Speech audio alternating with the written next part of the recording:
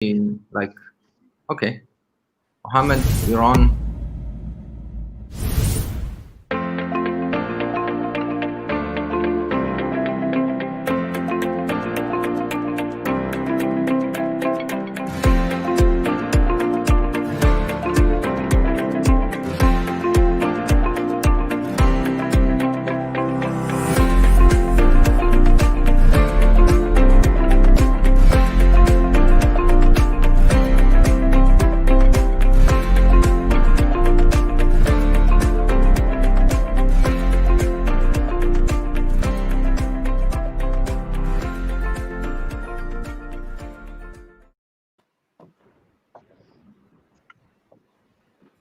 Hello. Mohamed, go. All right. Welcome, everybody, to today's iHub meeting. We're very happy and pleased that you can join us. So today our main guest of honor is Dr. Lloyd Paul Aiello. He is a professor of ophthalmology at Harvard Medical School and the director of the Beetham Eye Institute. He is a pioneer in the field of diabetic eye disease. He discovered VEGF in diabetic eyes, for which he received the Champollion Award, which is akin to the Nobel Prize Eye Vision Research. And he's the inaugural chair of the DRCR Retina Network. And if you search for him on Google Scholars, you'll find he has over 35,000 citations, which is no mean task. Welcome, Dr. Aiello. And I'd also like to introduce Dr. Noha Khater. She is an associate professor of ophthalmology at Cairo University. She is the CEO and co-founder of Almouneer Eye Clinic, a specialized center for diabetic eye care, a pioneering field here in Egypt, and which specializes in diabetic eye disease care and screening. And last but not least, Dr. Patricio Schlottmann, a world-renowned retina specialist based in Argentina. He's a prolific researcher who spent time at Moorfields Eye Hospital, and he's a frequent collaborator and friend with me and Dr. Souka, and he has participated in multiple large randomized clinical trials, including the groundbreaking RISE and RIDE trials. Welcome, everybody, to this webinar, and I hope we can have an engaging talk about diabetic retinopathy and the management and challenges involved in the care for these patients. All right, so as we all know, diabetic retinopathy is a very special disease that needs special management, lifelong commitment between the patient and his ophthalmologist. And so I would just to get a sense of the sort of patients that you see in your practice, I'd like to start off with Dr. Aiello. How many patients you see are just diabetics who've been diagnosed with diabetes or coming in just and are asymptomatic versus those who are actually coming in with symptoms? Well, as you're aware, a very large number of patients with diabetes cannot have symptoms, not have visual symptoms. And the type 2 diabetic patients typically don't even know they have the disease till they've probably had it 5 to 10 years at first anyway. So there's a very large number of patients that may come in that don't have symptoms. Now, it doesn't mean they have mild disease, of course. You can have very advanced disease and still have no symptoms, and we see that quite commonly. And that's driven home by the fact, as we'll probably talk about later, we have screening programs right within the Joslin. So any patient that's coming into our Harvard facility that has diabetes gets their eyes a picture taken and looked at, and there's a very large amount of disease that's identified in that way that the patient has absolutely no idea about, and we can talk about that some as well. So even though we are a referral center and tend to get some severe difficult cases, we have many of those that don't have symptoms and then may have mild disease, but also those that have very severe disease. How about you, Dr. Noha? I mean, is your practice a little bit different given that Egypt, the awareness is a little bit less than the US?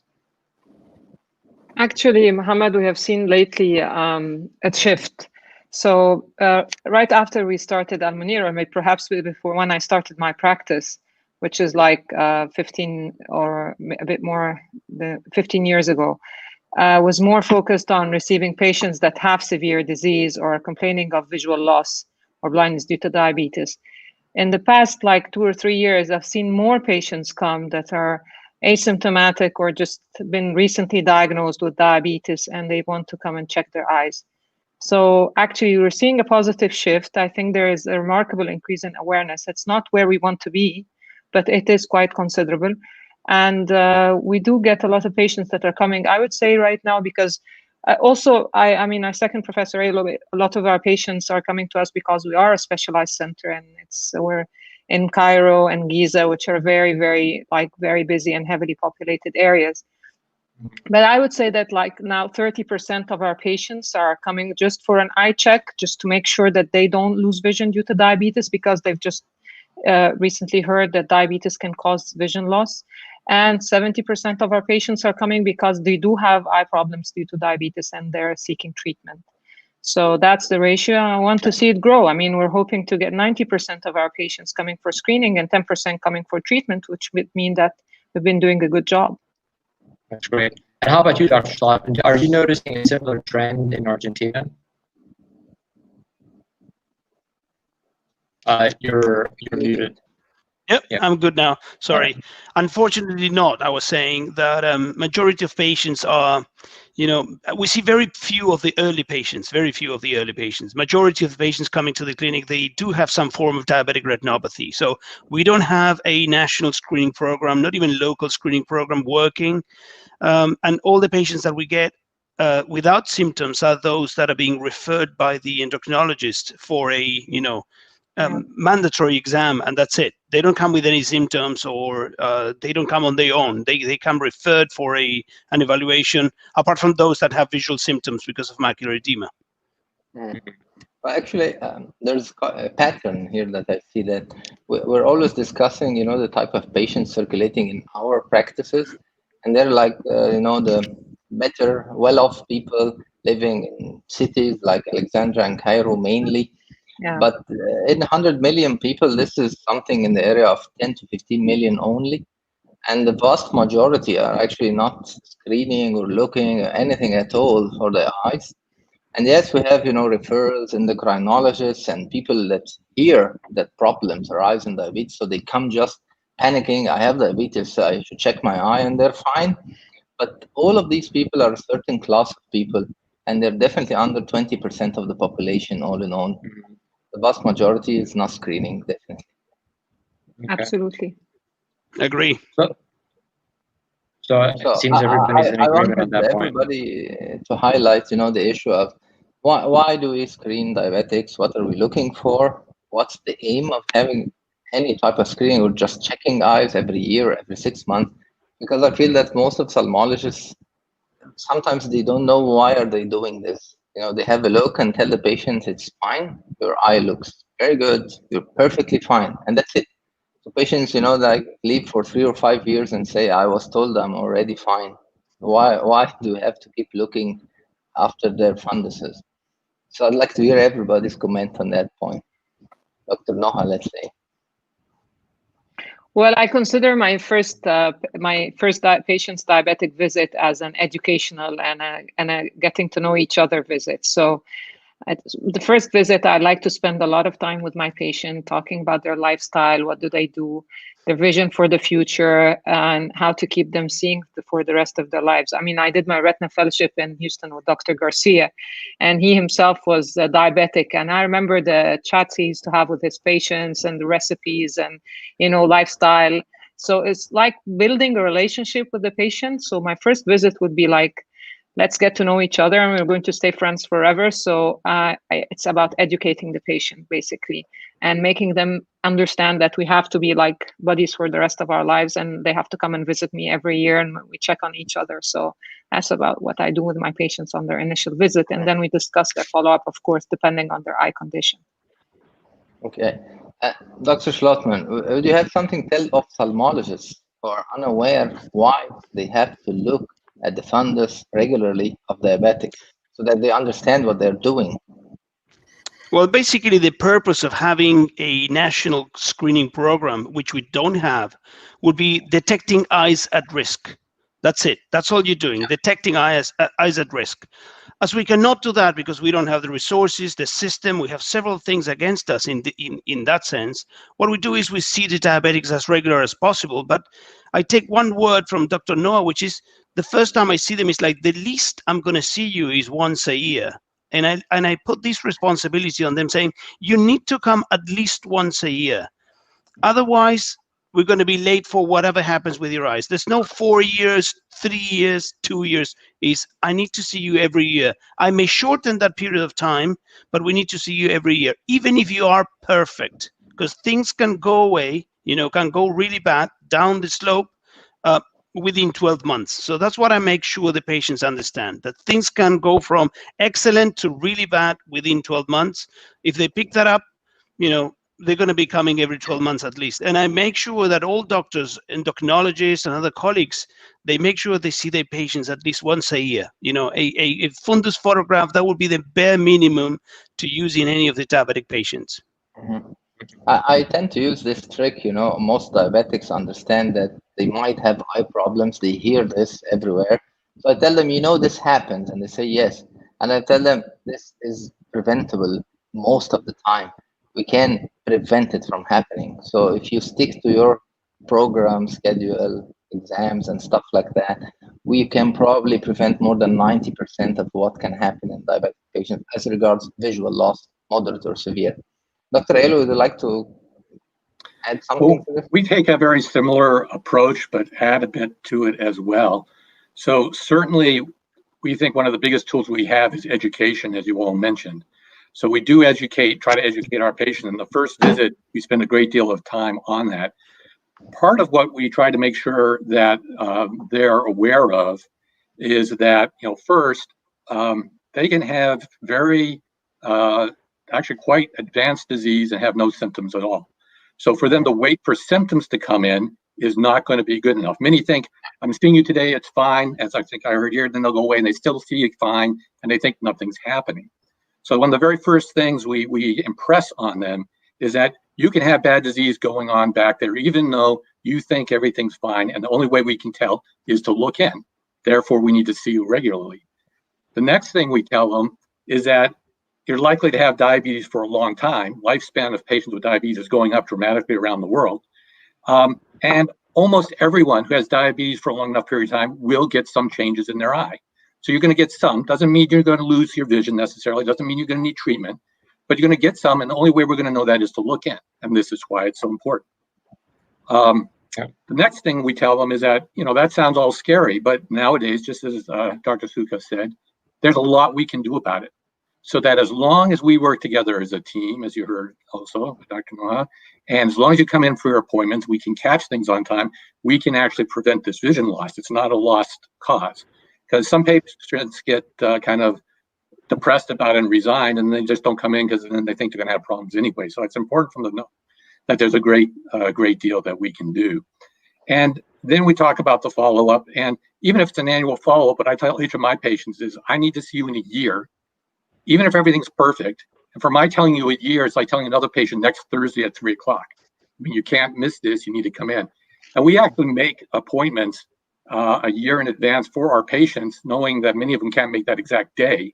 But at least that way we remind them, and they reschedule if they need to, but we don't lose them.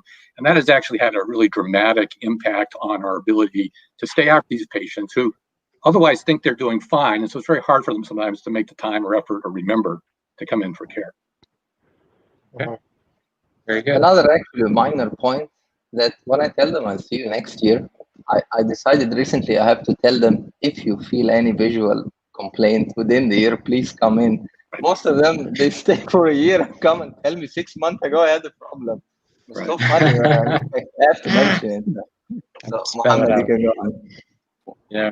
And in our culture, we usually make the year 6 months. So I tell them see you in 6 months, so they come in a year. So it's good. It works. It's another way to do it. Yeah. Yep. Yeah. Okay, Mohamed, go on. All right. So let's talk about the patient's first visit. Patient comes to you, recently diagnosed with diabetes, and he's coming to you for the first visit. What sort of imaging would you order, if you'd order any imaging at all, or would you just rely on a dilated fundus examination? Dr. Schlottmann, how do you? I would do fundus photographs, just color fundus photograph. Trying to mimic something like the 7 field. take a look at the back of the eye with, you know, my true, you know, a true direct look at the periphery. And then if I have the means, do an OCT so I can have some sort of a baseline idea of how the macula look like. That would be the minimum requirements for doing a proper grading of the level of diabetic retinopathy, if any, assessing whether there are other things in the macula that may be accounted for any loss of vision in the future, like epiretinal membrane, for example, or any other things happening in the macula. And my examination, I just sort of make a description of if I find anything else looking at the periphery of the retina, but that's it. Okay. Dr. Noha, is that similar to how you'd manage your patients on the first time? Well, this is very similar to what I do. I actually order an angiogram if the diabetes have been there for more than 5 years. So I like to look at the vascularity of the periphery, see if there is any ischemia. It's not uncommon that we have patients that have severe disease early on in diabetes here in Egypt because of the severity. So I always order an OCT or a fundus photo in the initial visit if it's like a recently diagnosed diabetic. But if the patient has had diabetes for more than 5 years, then I add an angiogram to that as well. Okay. So in terms of classification, or how do you classify your diabetes? So there's a couple of different classifications. There's a classic ETDRS. There's a modified, simplified, international. I'm just curious, the panel, like, how do you grade your diabetic retinopathy? Classic ETDRS or simplified international? I know Dr. Aiello is classic ETDRS, but how about Dr. Schlottmann? Same here, classic ETDRS. And Dr. Noha? The same. Same. How about you, Dr. Souka? Do you have any personal? Yeah, I mean, of course, we know the classes and so on, but I tend to use something, you know, like your own knowledge, what you see, and you try to simplify all these classes into like 3 major classes or so. I mean, mild patients, mild to moderate patients are quite similar to me. And I put some notes like Dr. Schlottmann mentioned, you know, if I have something specific in an area that I'd like to monitor because it's flashy or somehow. And then there's, you know, the ones that you need to see sooner than later, and something in the middle in the area of moderate to severe. But once you go to severe and, you know, very early proliferations about to happen, then they are the ones I need to intervene. I need to do something. I need to see them definitely very soon. So it's kind of either next year for very mild cases, and 4 to 6 months for these that I expect something earlier. And then there are the ones that I have to do something about them. I have to move, consider PRP, and that's it. I mean, to make it simple, to explain even to others or my assistants how we're going to function, how we're going to go. Too many classifications or classes, it's kind of confusing for everybody. So I like to collect them in like 3 groups, let's say. It's the way I manage people. But I do understand the scientific approach, of course. How about cotton wool spots, Dr. Souka? When you find patients with a lot of cotton wool spots, is that something that you consider to be a bad sign that there might be increased progression? I do understand that ETDRS didn't include cotton wool spots, you know, as something major changing your opinion. And over time, I used to think this is an ischemic sign. So I used to consider it, you know, something denoting non-perfusion, and I should see these patients a bit more. Over time, my new opinion, let's say, this is central ischemic mainly. I mean, it affects, you know, the macular ischemia more than the periphery. But still, it's alarming for me. It says this patient has some tendency for ischemic areas somehow. I tend to make visits sooner, of course, shorter duration. And yeah, I believe this is an ischemic sign. Still, it affects my heart in the examination, even if it's not in the science of classes. So, Dr. Aiello, going back. Yeah, there have been good studies to show, I mean, correct, it is ischemic, but it's an ischemia of the nerve fiber layer. that's causing axoplasmic flow. And so everyone was very surprised. In fact, most of us that were involved, very closely with the ETDRS, that was really one of the biggest surprises of ETDRS, was that the cotton wool spots were so much not associated with progression. What they were very much associated with was, rapid loss of control, initiation of retinopathy, areas where you get some of that ischemia and so forth. But cotton wool spots alone also don't tell you too much about the retinal ischemia as much as the nerve fiber layer ischemia. So that's why, angiograms, or, one thing that my dad always taught me, and it took me years to learn, but you can actually quite well tell retinal ischemia without an angiogram if you spend time and work on looking at it. Where the fundus gets much more, in Europe they call it the featureless fundus and so forth, where it gets much less features. You can't see the third, fourth order vessels. And you can get a pretty good idea how much non-perfusion there is. Of course, angiogram or wide field angiograms now help that a great deal as well. So when we see somebody with a lot of cotton wool spots, I'm looking for, all right, is their disease, diabetes, dramatically out of control now? Is it the first time they're in and they've got A1Cs of 12 or just gone from 12 to 6 or something like that? Looking for that sort of thing, and also for things that can compound it, because you can get a lot of cotton wool spots and things like leukemias and so forth as well. And if you've got that on top of a diabetes situation, you can sometimes get fooled. So that's what we look into mostly for that sort of thing. Okay. All right. So moving on to fluorescein angiography, a topic that is very dear. You have something to add, Dr. Souka? Area, yeah. Sure. For practitioners around us.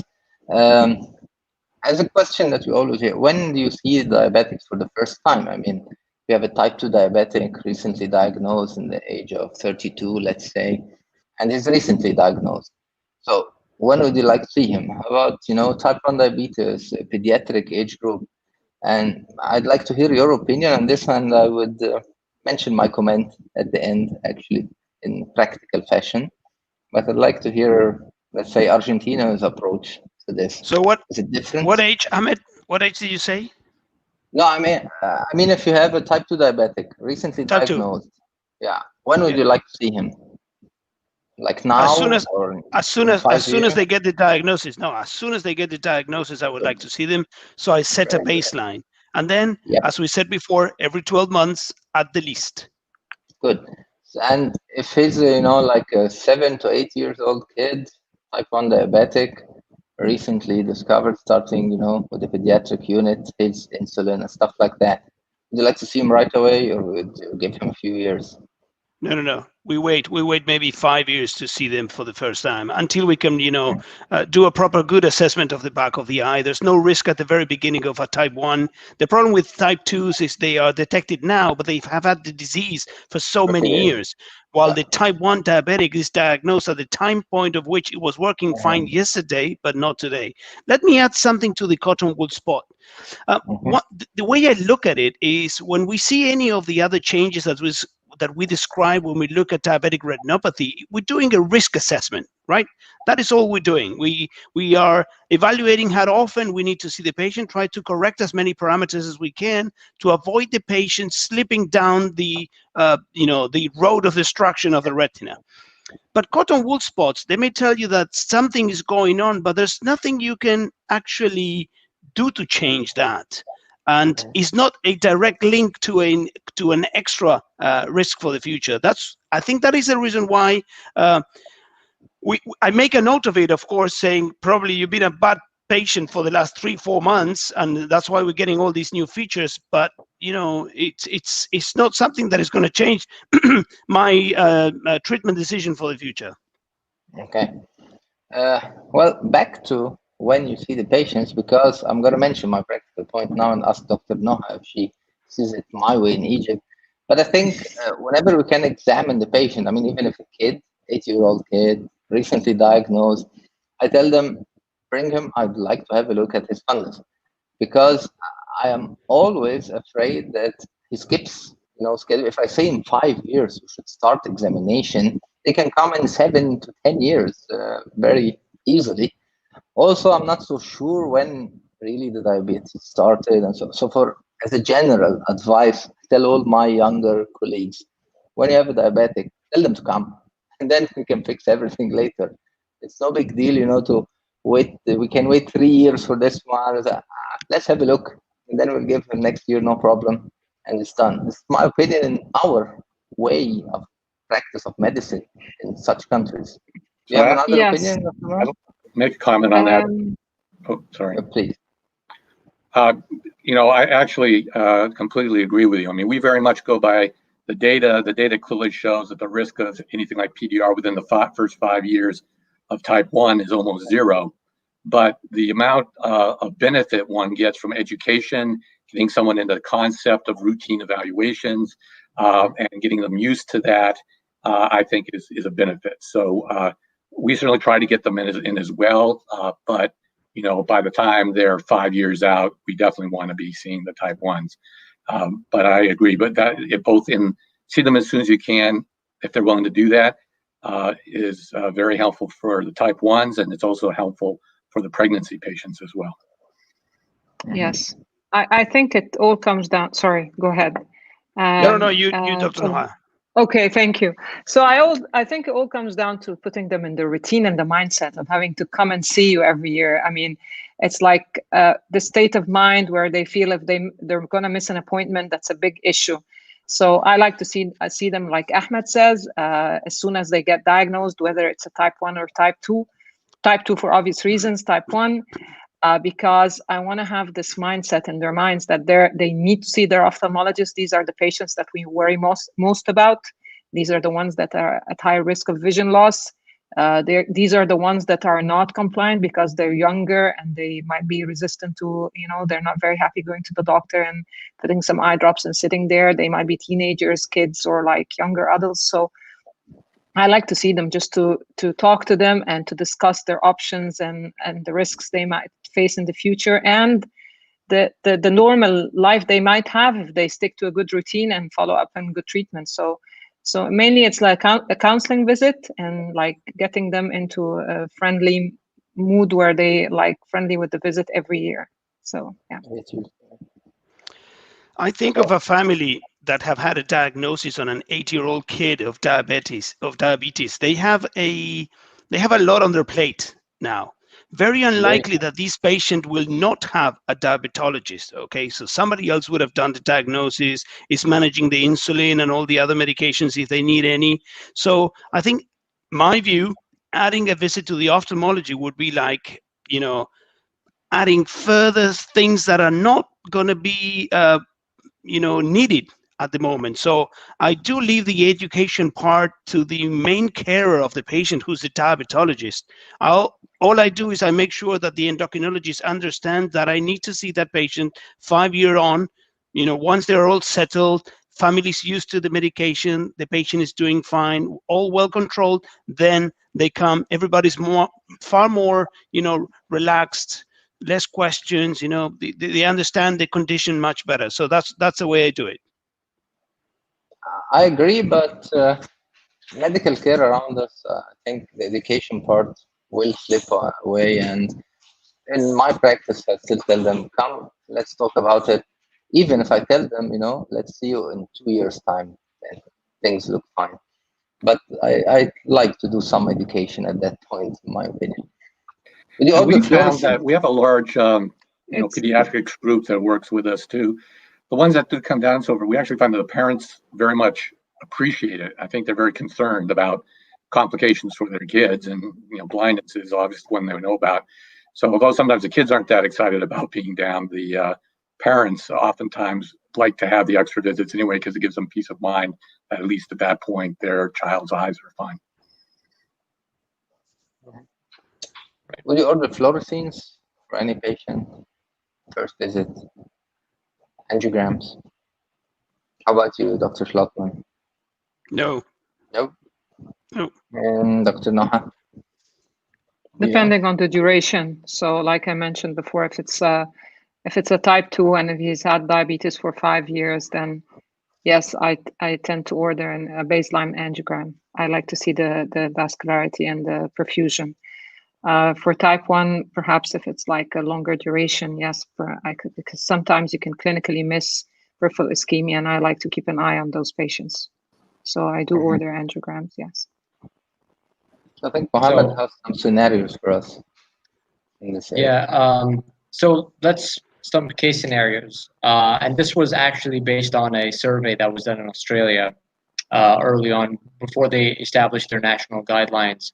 So a question for the panel: if you had a patient with mild non-proliferative diabetic retinopathy and no diabetic macular edema on exam, would you still consider a fluorescein?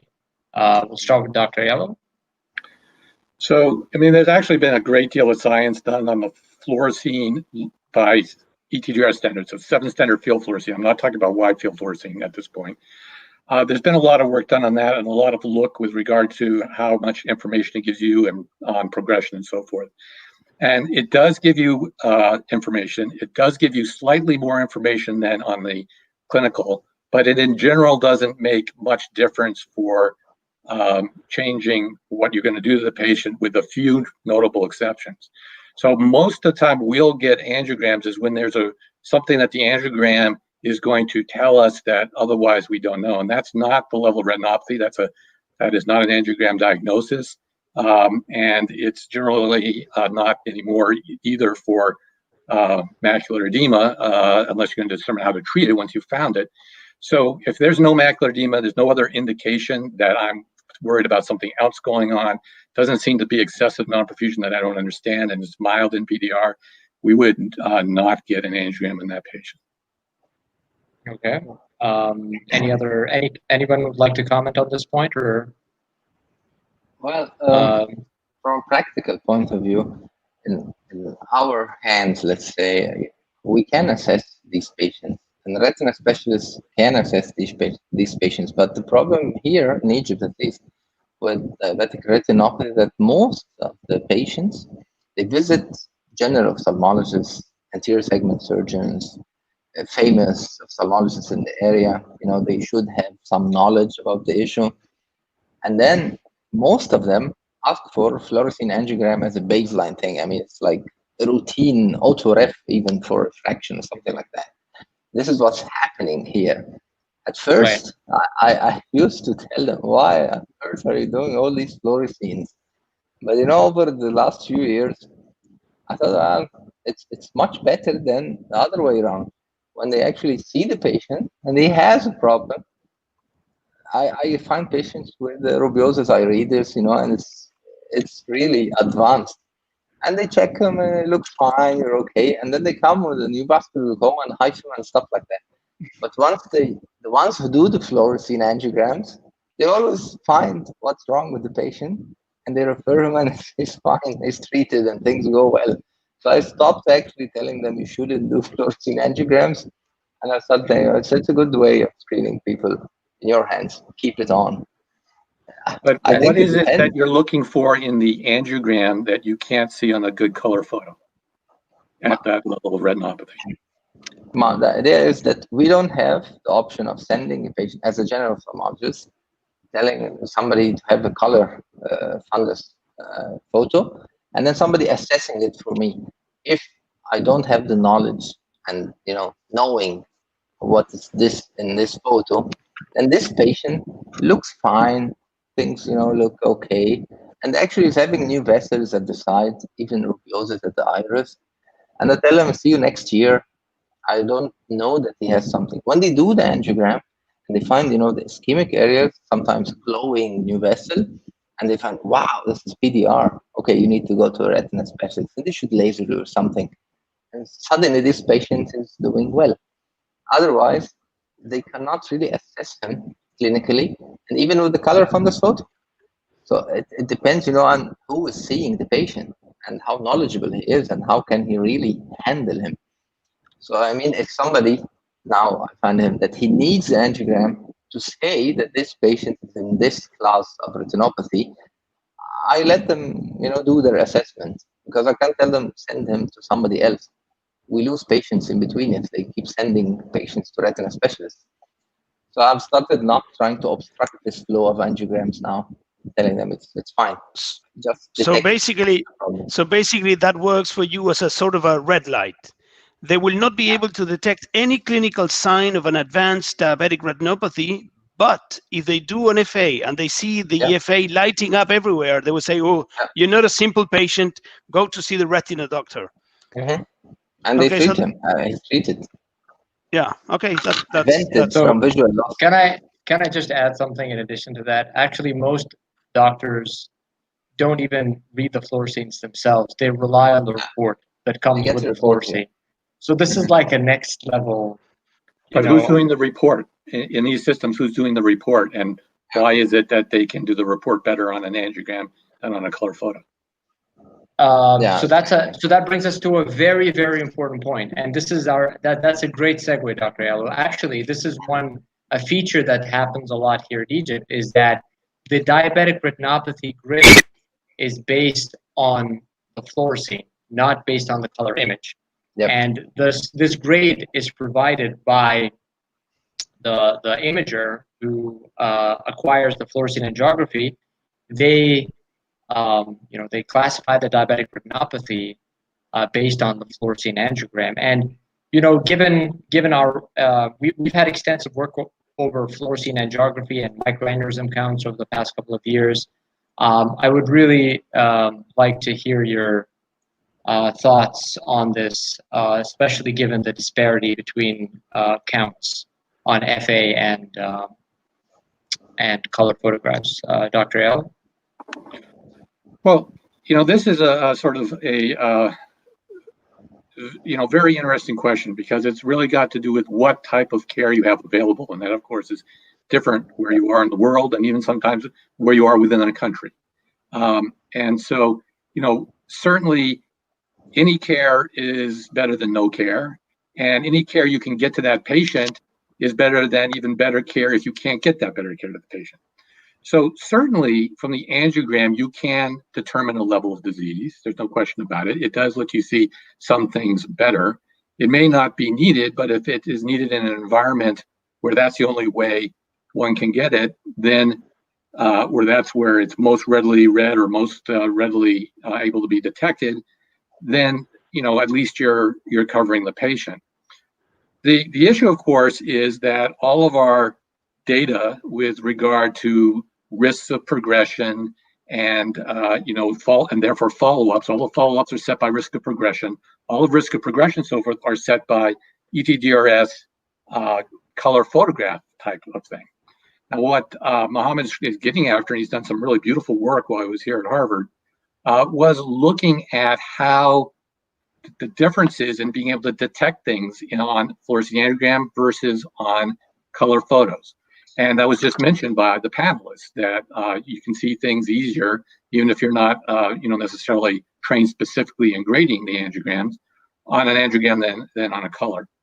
And what Mohamed found was that there is a large disparity between just microannuals alone on how many you pick up on an angiogram, which is much more than what you pick up on color photographs. So what tends to happen is when you do an FA, you're tending to grade the severity more severe than it would have been graded with the color photograph, even in expert hands.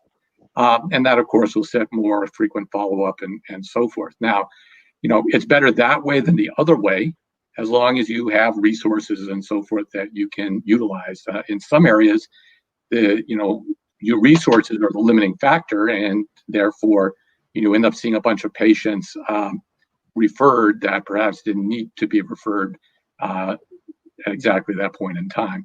But one cannot assume that the retinopathy level detected by FA is the same as the retinopathy level detected on color photograph, even with expert evaluation. And maybe that gets even worse if the patient has been treated with anti-angiogenics. I'm moving a little, little bit forward in the management of the patient, but the FAs of patients that received 12, 15 injections, if you compare the FA to the photograph, they split well apart. Mm-hmm. Right. Yeah, I'll definitely add that people should be now much more, I don't know how to say that, but cautious in their angiogram previous evaluation of ischemia, perfused areas, how they look, even new vessels that disappear on injection, because many people are injected for diabetic macular edema and the retinopathy has regressed totally. And I believe that, yes, they will have some VEGF surge at one point, surge of effect at least, with the rapid progression than what we're used to before these injections. And they might, miss them, and they go to advanced stages suddenly, and they don't get it. Why was this so fast? We had an angiogram that looks good, like 2 months ago, 4 months ago. So I think everybody should watch out for this point. But I think this would shift to the question. Suppose you have an angiogram and you have lots of areas of non-perfusion in the periphery. And, in examination, it doesn't look that bad, but lots of non-perfused areas in the angiogram. Would you do something to this patient that change your mind, how you manage him at that point? So that's a great question. We do always account for the amount of non-perfusion also. We'll oftentimes try to do it on the color or on the direct eye examination, but the ultra wide field, particularly as you see here, shows you very, very clearly. Now, for us, of course, follow-up for different severities of retinopathy are sort of a range, right? They're usually like 3 to 4 months, 4 to 6 months, 6 to 8, or 12 months. And if I have an eye that's got the same severity of retinopathy, say moderate non-proliferative retinopathy, but has a lot of non-perfusion, I will set that follow-up at the earlier time of that scale than if they did not have it. Occasionally, you probably see it more in Egypt than we do here, but occasionally we'll see eyes that still have, let's say, mild to moderate non-proliferative, but have totally terrible non-perfusion. And those we'll see even probably the next earlier rendition. But that's usually also associated with double-digit A1Cs, with renal diseases, a variety of concomitant issues. And those folks certainly can progress very rapidly, so we do see them much sooner. Okay, makes sense. So another question. So when would you normally order fluorescein for a patient with diabetic retinopathy? I mean, in your normal practice, what is the indication for fluorescein in a patient with diabetic? I know Dr. Noha said patients after who've had, I believe, diabetic retinopathy for 5 years. Is that correct, Dr. Noha? No, I like to order a baseline one. I mean, even if they have a normal retina, if they've had diabetes for more than 5 years, because I like to have a look at the retinal, vasculature and everything. Okay. But if at any form of retinopathy, if they have mild retinopathy, I know it wouldn't change the treatment plan, but for me, it would change the follow-up plan and also the information I give to the patient, educating them, like I said, making them worry about their eyes and look, haven't got a lot of vascularity there. You might progress quickly, and of course, look at their blood sugar control. So at any form of retinopathy, I would order an angiogram for sure. Okay. How about you, Dr. Schlottmann? What is the role of fluorescein in your practice? If I cannot see the back of the eye very well, if I have some limitation, and I suspect that maybe areas of, that I cannot tell whether that's an, intraretinal vascular abnormality or it's a neovascularization, I think the FA will probably help me detect that, make a differentiation between the two. But otherwise, the color photos, these patients, they have a lot of things in their plate again. They have to see several doctors, and I think the least we invade them, the better. And there are very few things that we may get from an FA that may make me change the way I treat them. We discussed this before, but because of a clinical trial that we're running now, I am doing OCTA to several patients just to look at the macular area, just to see if there's any non-perfusion. I wasn't doing it before, but because of this clinical trial, I started doing it to several of the diabetic patients as a good way of assessing whether they have an enlargement of the foveal vascular zone. So that's an easy way of skipping the FA and obtaining information regarding the fovea. What's the ischemic status of the fovea? How about you, Dr. Aiello, in your practice at Joslin? So we do the FA if the results of the FA may make a difference to the care of the patient. For for a variety of reasons. One of the reasons, of course, is also the United States, we won't get reimbursed unless we have a reason for doing the FA. Second is, it is resources and time and money. And third, there's a small chance of anaphylactic shock, and occasionally it can be a real life-threatening problem, although that's very rare, of course, but it happens. So the type of times we do it is, as was mentioned, if there's a lesion we're not sure about, and that lesion would change the care of the patient, then we would do it. So if we need to know, is it an NV or not? And if it is an NV, I'm going to do laser or anti-VEGF. And if it's not an NV, I'm not going to. Then that's when we would do it. We also do it to manage treatment. So if we're going to be doing macular edema treatment, we want to know, what is the extent of the leaking micrograms, what's the area, is it diffuse or focal, help us decide whether we're going to do an anti-VEGF, or particularly if we're going to do a focal laser and not an anti-VEGF, which in some patients we still need to do. Then we definitely do it every time for that, to manage that kind of guidance. But we try to ask ourselves, is the FA going to make a difference on what we do? And if there's a chance it will, that's when we get the FA. Okay. All right.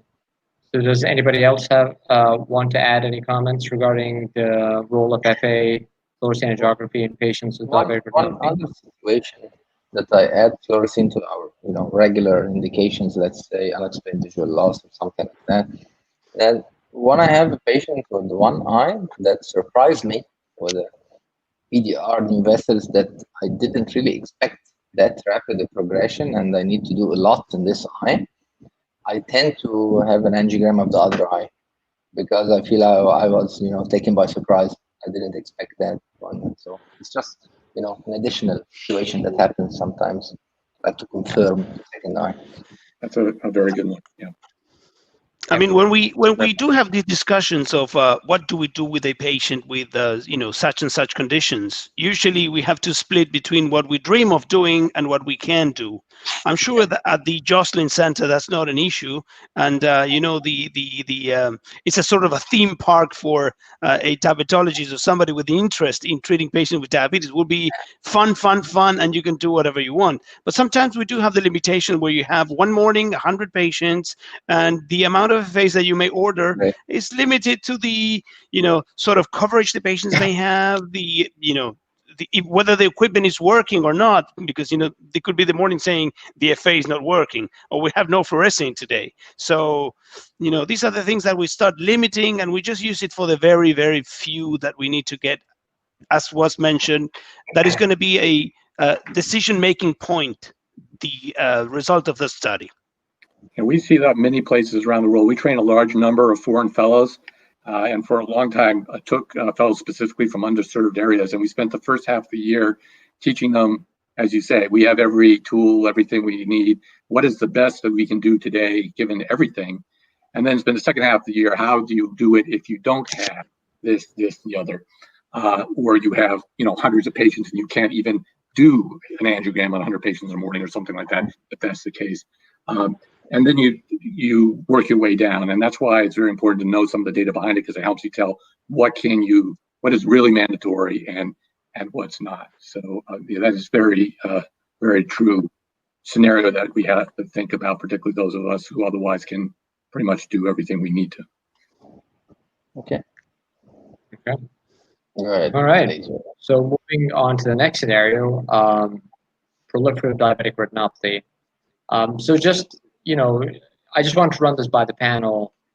When would you first treat an eye with PDR? Would you wait for high-risk criteria, or would you, at the first sign of any new vascularization, would you treat the patient? Dr. Noha? I would treat the patient at the first sign. I mean, looking at our patients here, their level of compliance and awareness, I would definitely, if I see the earliest sign of new vascularization, start planning treatment. How about you, Dr. It's not uncommon that you lose patients here because you've told them that you have to come back in a month and they don't, because like we all know, I mean, these patients have a lot on their plate. They could be going to a nephrologist. They could be suffering from a heart attack, and they don't come back to you except in 4 or 5 months. You could lose them for any reason in a week or so, and they end up not getting treatment. So considering that, in this here in scenario here in Egypt, I'd definitely treat firsthand. Yeah, Did you have a totally similar agree. situation? Yeah, totally agree. There may be the very few VIPs, and I call VIP a patient that I've known the history. I know how fast that patient is moving. If it is a patient that took years to get into that stage, I trust that we can work and adjust a few things to, avoid or skip the PRP. I wouldn't say avoid. I would just say delay the PRP a little bit. But this is a very small part of the population. Otherwise, it would be lasered, and we know that they don't come in 3 months. They don't come in 6 months, and if they do come, they come a lot worse than what we saw them the last time.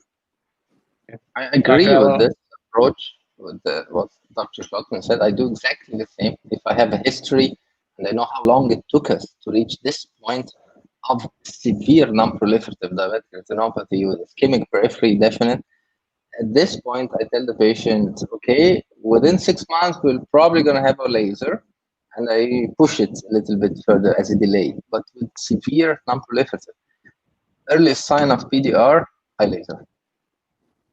How about you, Dr. Aiello? I know you have a very unique cohort of patients at the Joslin. How would you manage them? Right. So, I completely agree with the sentiment that everyone said, but we boil that sentiment down to when I have that patient, I have to determine, is that patient highly likely to be able to deal with a detailed and very critically important follow-up schedule, or are they not good? That's going to be vary country to country and so forth. So in some countries, most people aren't that way. In some of the practice I have a reasonable group of people that are really good, or I've followed, as has been said, for 2 or 3 decades. So the critical thing is to determine that. Now, if there's any doubt that you're going to get this patient back for follow-up, then they need to be treated. And if there's any doubt they're going to come back for follow-up, we're talking lasers, not anti-VEGF. So yes, then at severe non-proliferative, you have to be considering it, or would do it, or at the various stages of PDR. Now, in those patients that you can have good follow-up on, if you have any of those, and Mohamed knows we've got a group of those at the Joslin, you can actually be quite successful with very close, detailed follow-up and working them through this, dovetailed along with better glycemic control, better blood pressure control, better lipid control, and you can get some of these people who have just less than high risk characteristics, or occasionally patients who don't want treatment who even have a little worse than that, stabilized and then quiescent for years later. But it's a huge amount of effort. If you've got 100 patients a day coming in, you're not going to be able to make that effort. If you've got populations, I did a lot of work in India where it's a whole 2 or 3 day trip from them to come in, and you're not getting them back in a month to take a look, then you don't worry about it. You laser them and take care of it. Lasers are very good, very effective, and long lasting. But if you have the other type of things, you can manage the disease without that, but only under really close supervision. Right. No, I've seen those patients. I mean, it is very surprising to see patients with new vascularization, and the first knee-jerk reaction coming from Egypt, I wanted to laser them. And then you see these patients have had this for years on end, and then you can see that results of the DRS study or actually very relevant, given that NVEs are not, in terms of the risk of bleeding, they pretty much follow the guidelines laid out by those studies.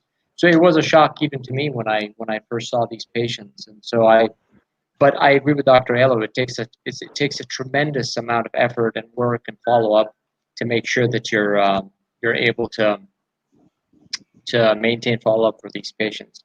So Dr. Aiello mentioned something really quickly. I just wanted to touch on that. Patients with severe non-proliferative diabetic retinopathy.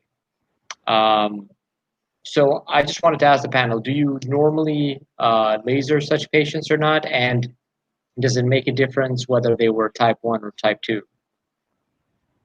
Dr. Noha? Well, I'd go with the same thing with the mild PDR. I mean, the non-high risk patients. I would depending on the patient, my trust in them, and this 10% that are compliant and will follow up with you. but typically I would treat them if I don't have this like absolute faith in them. That's what I would do basically. Okay. How about you, Dr. Souka? Would you laser patients with severe Most of NPDR? them. Yeah, most of them, because being sure that he's coming back and stuff like that, it's not the regular practice in Egypt. I'm a tertiary referral point. People come to me when they have problems. It's not like I'm the regular guy they see every 2 months or 3 months. So when I see something like this, I know I can lose them and I laser them usually. Dr. Schlottmann, do you think it makes a difference whether the patient is a type 1 or type 2 diabetic? No, I don't think so. I don't think so. What I would look at is again, do I have the backstory of what happened to that patient to reach this point? So it took him 30 years to get to this point, and is a regular of the clinic. Then I can discuss to him, because again, all we do with these patients is a risk assessment, and we know that a patient jumping within, down the scale of the ETRS classification is a patient that is going straight down to a high risk PDR. So if it is a patient that is going, they have a very mild slope of progression.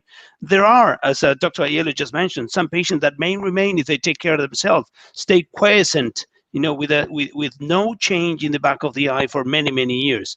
But countrywide, it would be highly considered the PRP for patients with NPDR, regardless if they are type 1 or type 2.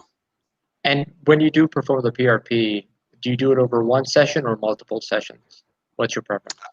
According to what the patient can tolerate. If they, and the setting, if we have one of these automated laser, we try to do it in one go. If the patient cannot cope with the, one by one, some patients, they do have a lot of pain, so we have to split it out in several, but for no particular reason within the, the results of the treatment. We know that it's equally good done in 1, 2, or 3. Okay. And, Dr. Aiello, is there a risk of increased development of diabetic macular edema depending upon whether you finish the PRP in one session or multiple sessions? What are your thoughts on that? So this is probably the one aspect that came out of the DRCR studies we did that changed my approach to how I was doing practice. It was the only trial so far that I have not been able to predict the actual outcome of the trial.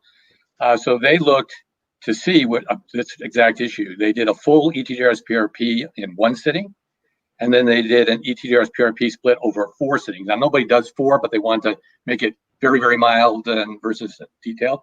And there was no substantive difference between the two. And I had always grown up that you had to split it into at least 3, because you can increase the edema, you can get choroidal effusions, you can get angle-closure glaucoma from rotation of the ciliary body. And those things all have occurred, and I have seen them, but they're very rare. And when you look over the course of this study, actually, there's no substantive difference between doing it in one sitting or more than one. So now I also try to do it in one sitting if I can, or if the patient could tolerate it, because there's no downside. It saves a lot of time, and it's not pleasant for the patient ever. So it's nicer to have one unpleasant day than 3 unpleasant days. Yeah. And how about you, Dr. Souka? Do you do it over one session or multiple sessions? What's your preference? My common practice is 2 sessions, half of the retina, superior half, anterior half. No major preference here, but half of the retina is comfortable enough for the patient. The whole retina is when somebody's traveling, coming from Saudi Arabia, Sudan, leaving in a few days. I tell him it's okay, we'll tolerate, the whole session, and it's no damage, medically speaking, but it's quite painful and quite a long experience for most of them, even with the pattern laser. Half and half seems fine to me. 2 sessions, very nice, in my opinion. Okay. Imagine you're doing both eyes. Well, eyes, I typically finish in 1 session. I have a pattern laser, so it's pretty fast, very efficient. It's painless, so a patient tolerates it very well. If I feel the patient is uncomfortable, it's totally okay to split it into 2 sessions.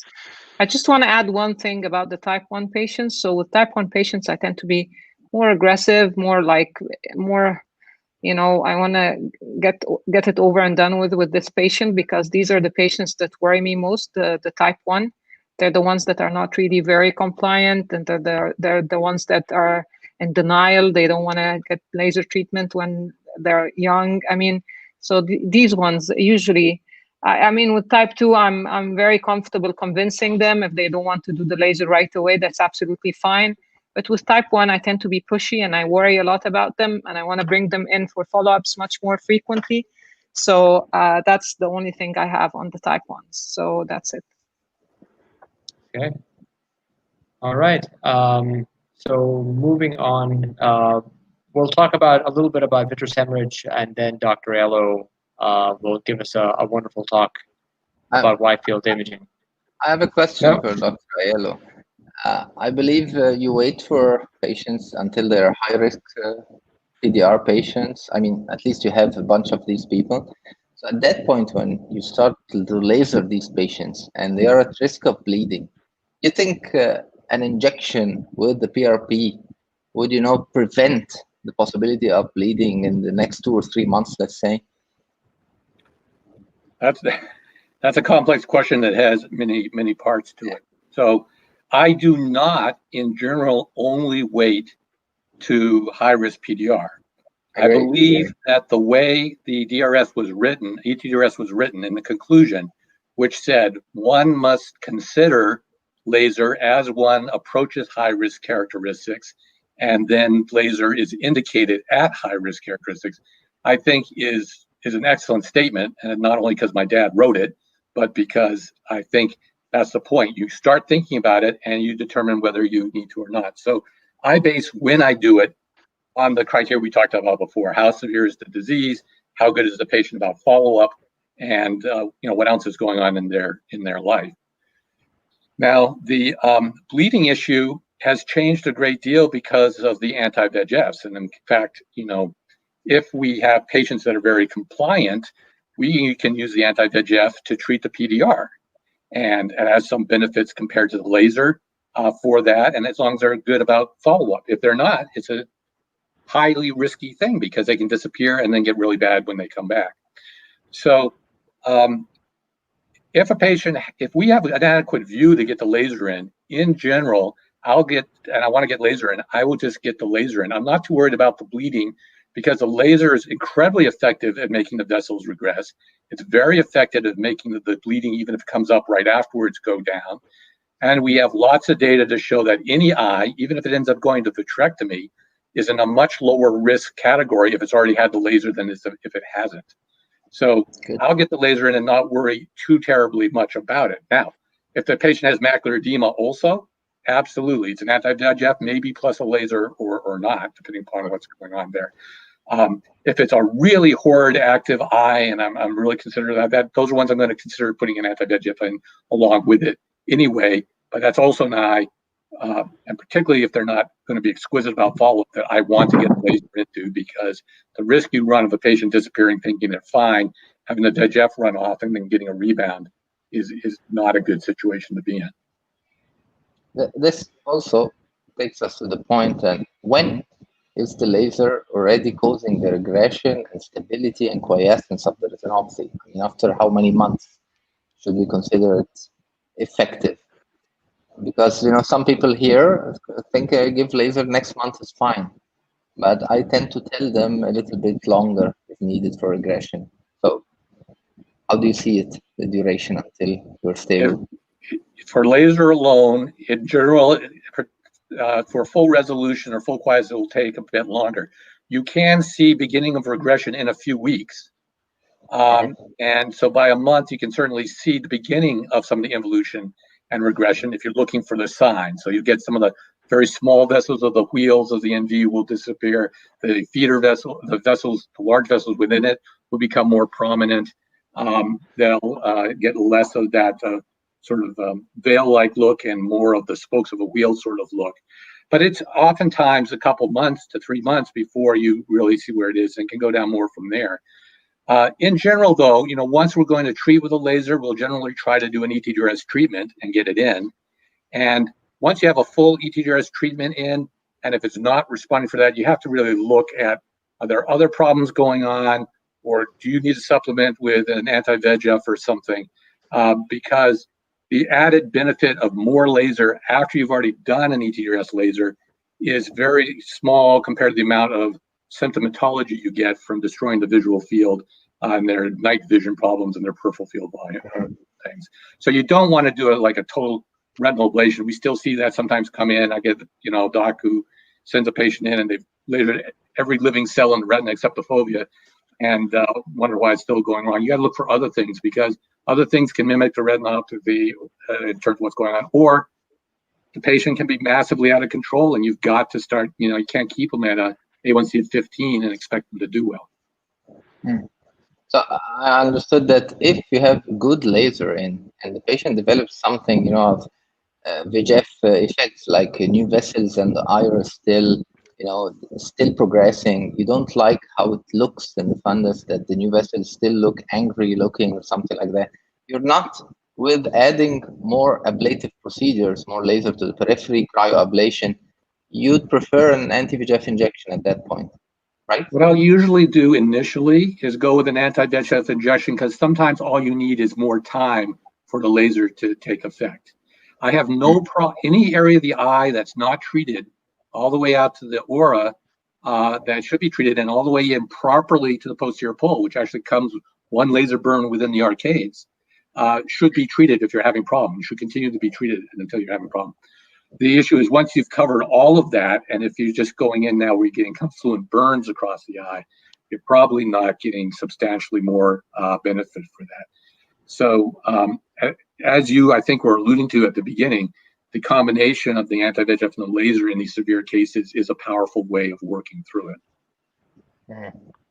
Okay, well, Dr. Schlottmann, Dr. Noha, anybody do something different or pro more ablation, cryoablation of the periphery where you cannot reach with laser versus injecting anti-VEGF when you feel you need more regression? What's your choice, Dr. Schlottmann, at this point? Well, the thing is, all the other strategies are quite complex, while doing the injections is so easy these days. So we tend to go with inject a bit more, and you gain some time. You do gain some time, but at the end, if the eye is still angry looking, as you just said, you know that you're going to need to go further or do more laser. And also understand that some patients do have a very bad circulation or very bad vascularity of the eye, and they're going to go down whatever you do, even if you go to the aura or even if you do several injections. Some, they just keep going down, unfortunately. Dr. Noha, inject or would like to ablate? I mean, I like very much to inject in those patients with severe disease. I mean, I think it's an option that we're very lucky to have now. These patients are like, sometimes no matter how much you treat with laser, you do need this injection that you keep in like as if it's your winning card. So definitely if I feel that this patient has got severe disease or they're not responding after the good initial laser that I've placed, then an injection is definitely an answer. And usually it works very well with these patients.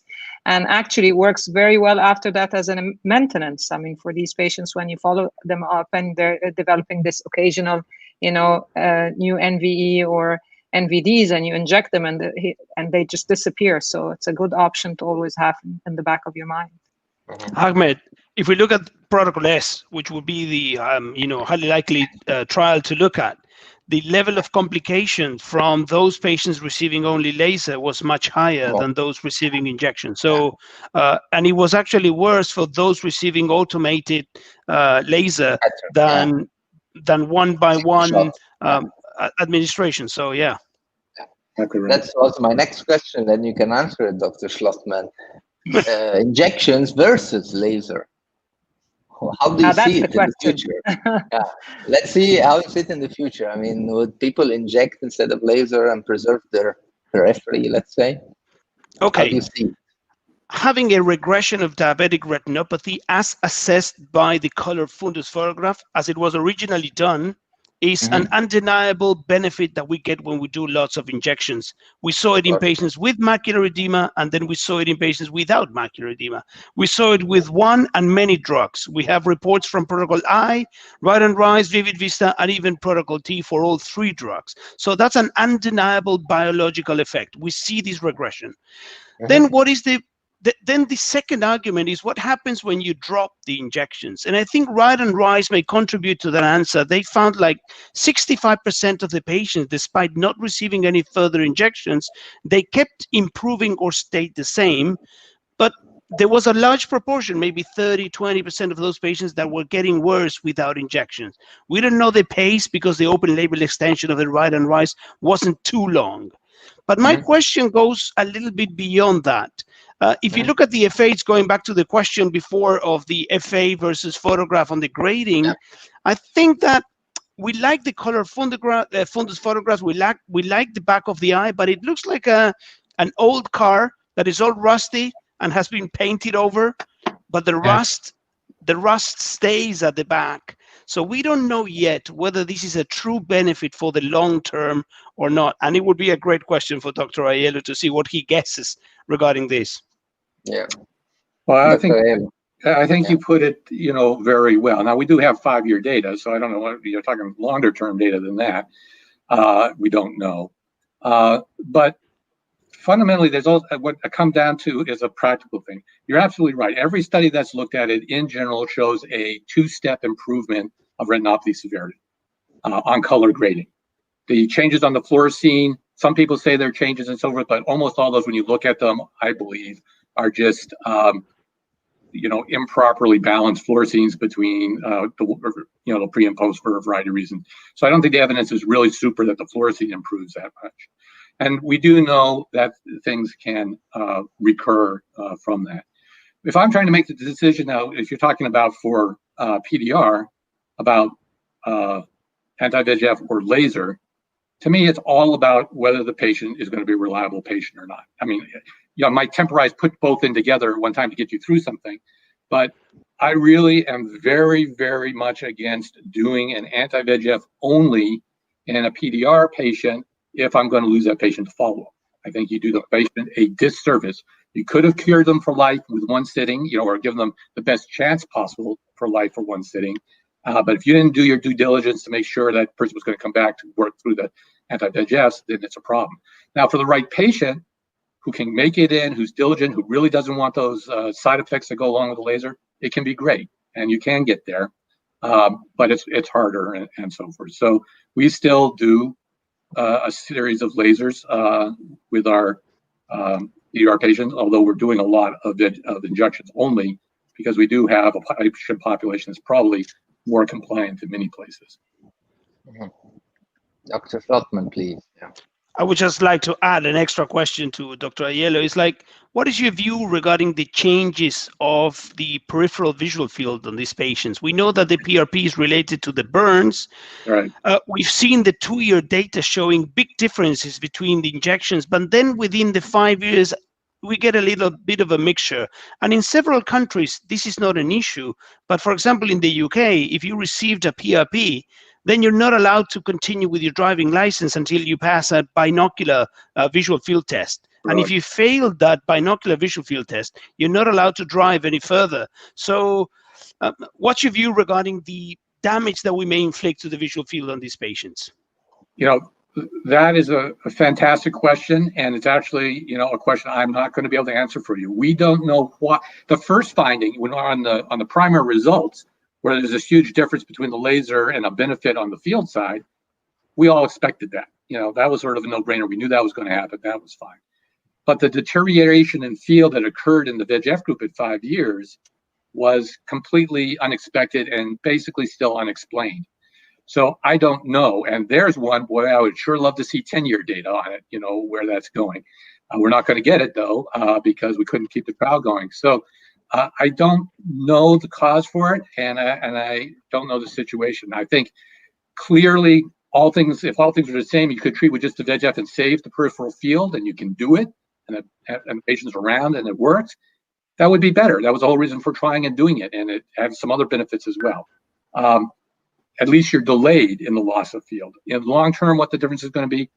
Excellent question. I have no data. The RCR doesn't have data that's going to address that issue right now either. Thank you. Yeah, I guess we're all in agreement on this point. Somebody would like to add something before I have a final point I need to discuss. Dr. Noha, you'd like to say something? Yes. Well, regarding the anti-VEGF, I mean, if using anti-VEGF alone for treatment of PDR, I mean, I'm not really comfortable with that. I know there are some people that are starting to do that now, but I mean, every diabetic patient that has reached a PDR stage is definitely a patient that can drop from you, regardless how well you know your patient, how diligent this patient is. I mean, this is a high-risk patient we're talking about. He can be developing any kind of comorbidity at that time, and you could easily lose this patient. So I'm never comfortable not putting a couple of like PRP sessions there, and then, I mean, you can do the injections whenever you want if you're comfortable with it, if the patient needs it. But having 2 sessions of PRP there, or even one session, makes you comfortable, and you feel safe. If this patient drops follow-up for a year or so, you're still comfortable, you feel you've done something. So yeah, sure. I mean, I definitely feel this way, and I think it's a good message to pass on to our doctors out there.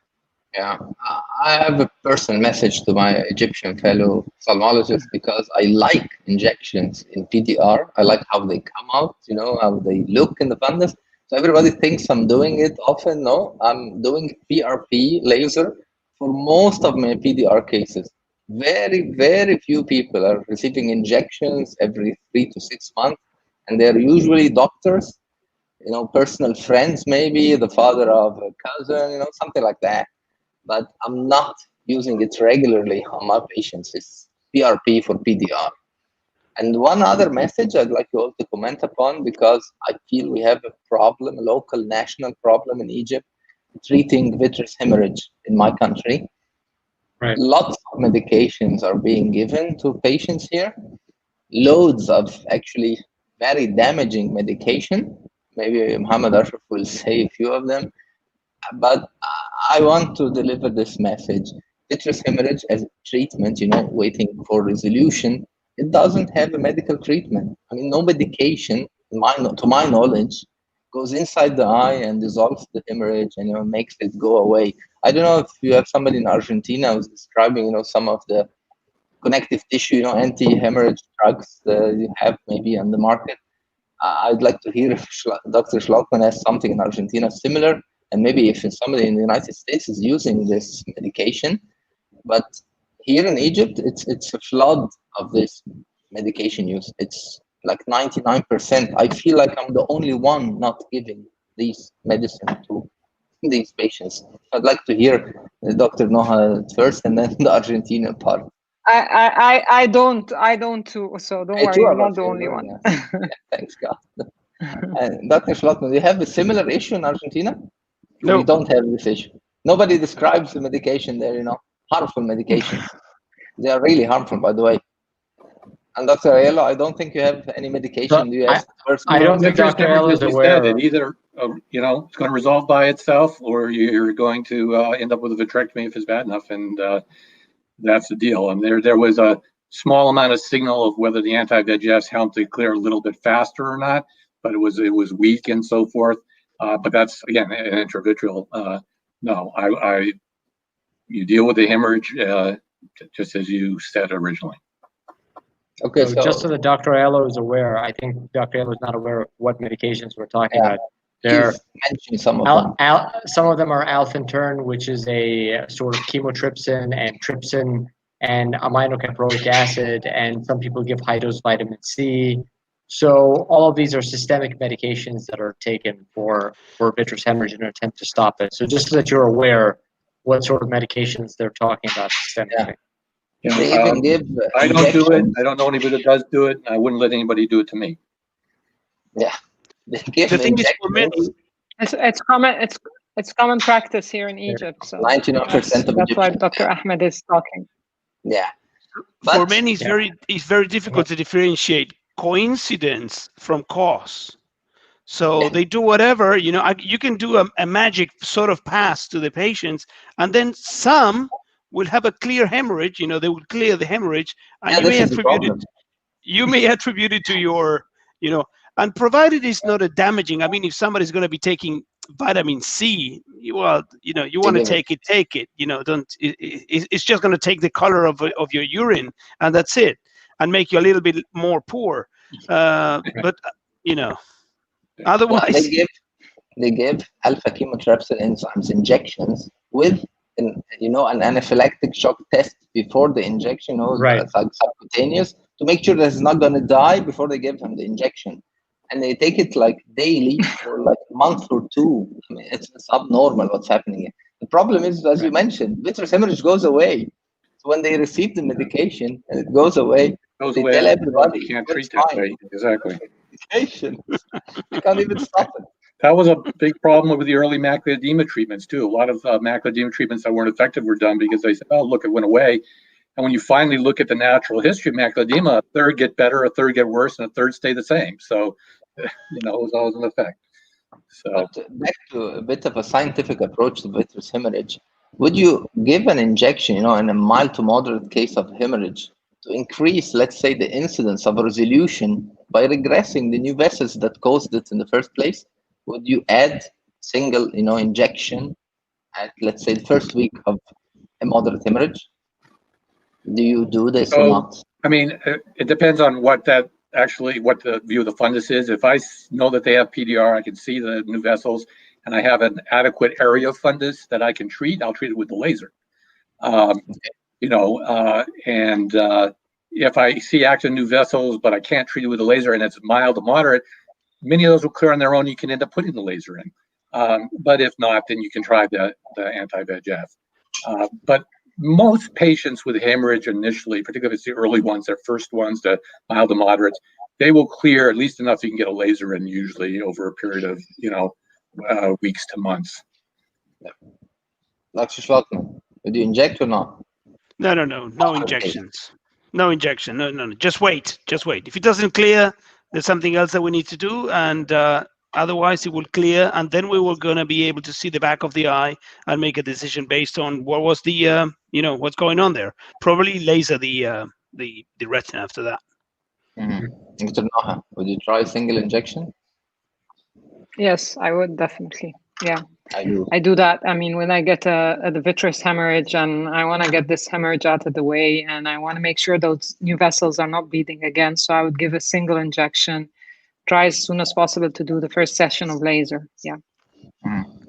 But there's a protocol. There's a DRCR-net protocol. There's a DRCR-net protocol looking at that, and they found no differences whatsoever. Yeah, but I found a transient little bit of early clearing, but then after the first few months, nothing different, right? Yeah. Yes, it's basically I'm looking for this early clearing to happen, because the soonest I can get the laser in. I mean, the level of compliance here, the easiness of getting the patient back makes you want to get this laser in as soon as possible. So it's mainly based on local conditions and patients and availability. So it's, but I find it much more comforting to get this injection in. Usually tends to clear the hemorrhage. And then, I mean, we don't have a study that says, a control study where you didn't put apart from the studies, but yeah, I tend to give an the DRCR study was a control study. I mean, Dr. Ahmed, I don't know if this is... I have mild cases, I don't inject. I try to go for the laser as close as possible. Very severe cases, I don't inject. They're probably going to vitrectomy and so on. Moderate cases, I can't do the laser. I have few weeks, I tend to inject to stop any further bleeding for a month and a half. Usually they clear, I do the laser and it's gone. It feels like more patients are clearing and getting the laser. Maybe wrong, but I do have this feeling, yeah. Would you do injection before the vitrectomy, Dr. Ahmed? No, I don't. But it's a good practice. I don't do it for my reasons. Yeah, so, Dr. Aiello, you want to comment on that part? Well, again, I don't do vitrectomies myself. I'm vitreoretinal trained, but I don't do them myself. But most of our team and many people, because we deal with this in DRCR all the time, do feel that, particularly if there's aggressive, still active neovascularization back there, and injection sometime between a few days and a week or so beforehand makes the vitrectomy substantially easier and reduces the bleeding. And it's done for that reason, not for curing them or anything like that, but because the peeling of the membranes and the amount of bleeding you get is substantially reduced. So that is a pretty common practice, at least in the States. It's pretty common here in Egypt as well. I mean, we feel more comfortable as VR surgeons if we have an injection in before the vitrectomy, especially with those patients that have active neovascularization. I mean, less bleeding during surgery. So I don't know about Dr. Schlottmann. What do you feel about that? Same situation in Argentina. Most vitrectomists will do an injection 7 days before. Some are very strict, like it needs to be like 3 days before, because 7 produces a shrinkage of everything and everything collapses, but nobody knows exactly in which patients. I mean, the evidence is not very solid regarding that. Even if a patient receives the injection and they postpone the surgery, many didn't have any complications. So, but usually you know that you can pick up the effect 5-7 days. So that's, 1 week before is good enough. Yeah, with regard to the traction or the crunch, sometimes it was originally referred to, DRCR did a study on that also, and it was much, much rarer than it thought that it caused any significant problem. And the only time it really would cause a problem is if one of those eyes you would look into and go, I got to take them to vitrectomy today anyway, because it's so bad. So it was very rare to get significant detrimental traction for that anti-VEGF injection, although there are documented cases of it. Okay. We'll go to. So I think we'll move now to Dr. Aiello's talk. Yeah. Okay, Dr. Aiello, the floor is yours. All right, fantastic. Thank you. Let's see if I can get this up and going here. And if you can let me know if it's showing. Yep, fine. All right. Terrific. Well, thank you all. This is a wonderful pleasure to have a few moments here to talk a bit about one of the areas that many of us at Joslin and my group have been working on, ultra-wide field imaging, and particularly how ultra-wide field imaging is changing and its future potential with regard to diabetic retinopathy management and screening.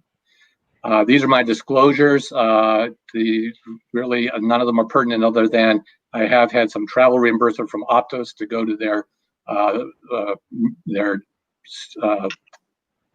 facilities to see how they actually made the equipment, but that is it. And the rest of them are irrelevant to this presentation. And the other thing, although I've held numerous leadership positions in drcr.net, my comments today are not made on behalf of the network itself, but my own comments. So as we've been talking about, thus far, color fundus imaging has been the gold standard method used for evaluating diabetic eye disease. And this is the primary approach that's been used for when we gauge the risk of disease progression, determine the risk of visual loss, how we set the follow-up recommendations, and in determining treatment decisions. And it's worth noting that almost all of the data that is used for these derive from ETDRS 7 standard field photography. And this is an example of the 7 fields of the photography, how they overlap, and the amount of retina that's covered. It covers about 30% of the entire retinal surface. And again, most of our data prior to recent years was derived from this 30% of the retina in the posterior pole. Now, you can go quite a far back for people to realize that this wasn't necessarily optimal, or they were wondering what the periphery was doing. And this is a quote from 1968 by Dr. Beetham, actually a person that the Beetham Eye Institute, where I work at Harvard, is named after, and who also happens to be my grandfather. And when they were first doing the Early House Symposium, which is where they actually planned the DRS and first got together and said, let's test laser for the first time, he stated, you can get out very much further toward the periphery, and there's a lot of pathology there, than you can get with your fundus photograph. Isn't that true? And the response to that was by Harold Spalter, who just recently died, but who said, yes, the more areas of the retina we sample, the truer the picture of the retinal pathology at any one time exists. We tried going out to the equator with about 25 photographs to make a montage of all that the fundus camera could see at one sitting. Took about 12 hours. So it took 12 hours to do that, and that's why the ETDRS went with just 7 fields. But now with the new technology, we can do this with one image obtained in a quarter of a second with ultra wide field imaging. And we can do that using a tabletop instrument like this and several others. This is California by Optus that has been utilized in many of the studies that I will show you about this evening. So what does that do? Well, that takes us from seeing about 30% of the entire retina in a total of 14 photographs to a single photograph that gives you over 80% of the retina and provides all this additional retinal periphery to be evaluated. Now, of course, that begs a couple questions. The first one is, can one use this new type of imaging to grade diabetic retinal severity equivalent to ETDRS photos? Because if not, then they're not comparable and they may not be worthwhile. And then the second question is, if that's true, and several studies suggest it is, what is the periphery going to be? So when we look just at the two modalities, there are many studies out there now that show really quite good agreement. I'll show you one of the first ones that was out there by Dr. Silva in our group at Joslin, where the ETDRS kappa agreement was 0.79, really excellent. And this was taken up by the DRCR network in protocol AA, which is an ongoing, recently closed observational 4-year mass evaluation of 766 eyes of 386 patients. And that study is asking, can a 200-degree image versus a standard ETDRS photographs allow comparable ability to assess diabetic retinopathy? And in doing so, will improve our ability to predict the rates of diabetic retinopathy worsening over time. So the data has already been released from the baseline part of this study in this question, and moderate to substantial agreement in determining the severity of diabetic retinopathy between the ultra-wide field and 7 standard fields was found. In fact, after adjudication, the severity matched exactly in 59% of the eyes and were within 1 step in 97% of the eyes. So it seemed that they were indeed comparable for this. Furthermore, the disparities that occurred in an individual eye were equivalently distributed between the imaging modalities. So neither was considered particularly better or particularly worse than the other, even when they didn't agree. So if that tells us we can grade 7 standard fields, that's great, but we already can get 7 standard fields. So how does the additional visualized area provided by the wide field imaging add benefit to clinical care? And there have actually been several aspects identified where this may be a potential benefit. Certainly, there's easier acquisition. It is easier on the patient. The flash is much less. It's 1 picture per eye or so, much easier to do, and can be done by personnel that require less training than doing 7 standard fields on a standard fundus camera. The acquisition time of the image is reduced by over 50%. It's more comfortable for the patient. The grading time is reduced. The ungradable rate is reduced. More disease is detected. More severe disease is detected. And there's data to suggest that we might be able to uniquely identify individuals at risk that we can't do on 7 standard fields alone. So I'm going to take a couple of these and show you some data. I'm going to show you data here for grading time, ungradable rate, and disease detection. So when we looked at 3,800 subjects that were either done in the standard way in the red bar or done with ultra-wide field imaging, we found that the evaluation time of the images was reduced from 12.8 minutes to 9.2 minutes, or a 28% reduction in evaluation time. Now, this may sound modest until you realize that when you're doing big screening programs, this is 7.5 reader workdays per 1,000 subjects. So when you're trying to do hundreds of thousands or millions of people, this is a huge savings during this time until we have automated systems that can replace our graders, which at this time are yet to be developed.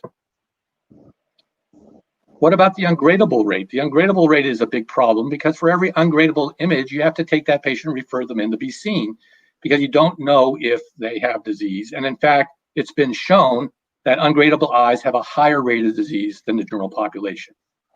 And indeed, this was a 78% reduction for diabetic retinopathy ungradable rates and a 56% reduction for DME, down to less than 4%. So really low ungradable rates that directly translates into fewer eye exams for an ungradable image. And particularly important since an ungradable image is a risk factor for the presence of referable diabetic retinopathy itself. Well, what about using it in the real world? Can this really help things in the real world? And here we did a lot of work with the Indian Health Service, and we have a telemedicine program that was in over 100 different sites just in the Indian Health Service alone, all across America and Alaska. And we did a study looking at 51,270 eyes when we had originally been doing it with a regular fundus camera and then switched these centers to be using the ultra-wide field cameras. And when we did that, 100% of the sites had a reduced ungradable rate, and 100% of the sites increased their rate of detection of diabetic retinopathy. So this is something that is quite universally of benefit to the clinical centers that we have utilized it in so far. So let's move from these three things down to the bottom two. The fact that the ultra-wide field can result in an increased diabetic retinopathy severity score in about 10% of patients, and whether or not this might add to our ability to determine individuals at risk. So the 7 standard field area here is outlined by the white curve, but as in this eye, many others, you can see that there are a series of lesions present outside the ETDRS area. And when there are more lesions outside the area than within the area, then we call these predominantly peripheral lesions, or PPL. So PPL just means that there are more of the classic diabetic retinopathy lesions outside ETDRS than within ETDRS. In other words, these lesions would have been missed by usual ETDRS 7 standard field photography. Now, these PPL were present in 41% of eyes, and in fact, in about 11%, it changed the DR severity score by 2 or more steps. For example, a person who looked like they had moderate NPDR actually had neovascularization in the periphery, that sort of thing. So it tended to have a potentially significant impact on at least 10, and it's been reported now in other studies up to about 15% of the population. Now, when we look at the lesions, we see that all the different types of diabetic retinopathy lesions, hemorrhages, microaneurysms, venous beading, IRMA, NVE, they all can be found in the periphery and eyes of PPL. But by far the most common of these are hemorrhages and microaneurysms, between 80 and 95%. The study on the left is the original study by Dr. Silver in our group, and the study on the right is the DRCR study that Pam published in JAMA Ophthalmology last year. So hemorrhages and microaneurysms make up the majority of that. And we know that HMA are important in grading. And if we actually take many, many thousands of images and do a heat map, that is, look where the microaneurysms are mostly, as shown on the right, we can see the more microaneurysms are where there's lighter blue or in the lighter colors, that there are many, many microaneurysms present outside of the ETDRS area. And so do these have an effect, and can we follow these and look at these as a surrogate for disease, given their frequency and their wide distribution in the periphery? It's also interesting to look at that because here we can take all eyes that by 7 standard field photography are mild NPDR, each one is mild NPDR. But if you count all the microaneurysms in each of these wide field images, it ranges from 9 to 88. So almost a 10-fold difference in the number of microaneurysms, even though it's moderate by grading in the ETDRS area. So are these eyes different? Are there different implications? And one of the ways that we can assess that now is there are automated algorithms that can identify and count and show the location of hemorrhages and microaneurysms throughout the fundus. And this is an algorithm that was developed along with Dr. Silva and Optos and their colleagues to automatically show where are the microaneurysms and to then identify where in the fundus they are. And by having this automation, we can then study large number of eyes. So this was a fully automated algorithm. The area in the curve was 0.90 to 0.95, which is very good. And we would then first analyze 1,378 eyes from no DR to any level of NPDR. And then looked at baseline and 4-year follow-up of the ultra-wide field images and evaluated retinopathy progression, PDR onset, and need for intravitreal injection over those 4 years based on the HMAs found at baseline. So here's the 1,378 patients. And as we go from the top one down, we're showing you the data for the ones where there were no PPL. 2 or more step worsening only in 4%, PDR onset in 2%, intravitreal injections needed in 2%, and overall composite of 5.5%.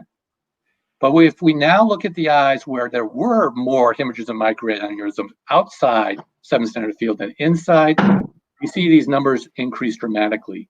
Twice as much 2-step progression, 4.4 times more PDR onset, 2.5 times more intravitreal injections, and a composite increase of 2.6-fold. So having these additional microaneurysms in the periphery appear to be associated with substantially worse outcomes.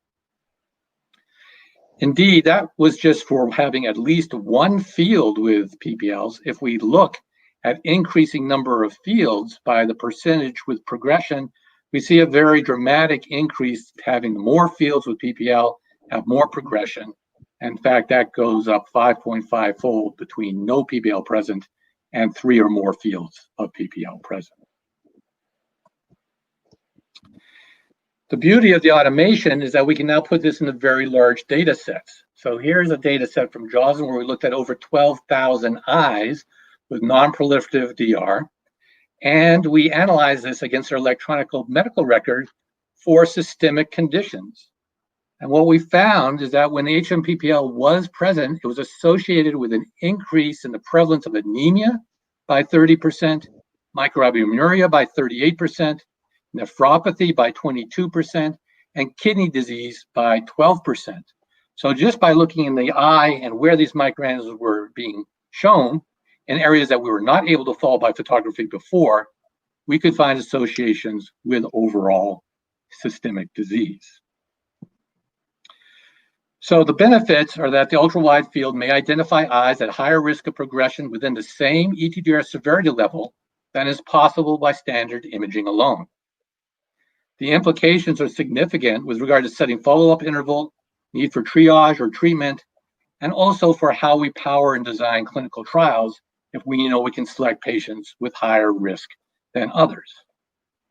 This is particularly pertinent in telemedicine, where the peripheral retinal changes are not routinely evaluated, and a majority do have no or early disease. So typically, we've not been looking out there. Well, is it going to really help? Do you really need a robust diabetic retinopathy screening program based on imaging alone, or can you just have them come in or be seen through regular channels? We know that unawareness contributes to non-adherence with timely follow-up and increased risk of vision loss. And we know, in fact, that in patients 40 years or older with DME in the United States, only 45% reported being told that diabetes had affected their eyes at all.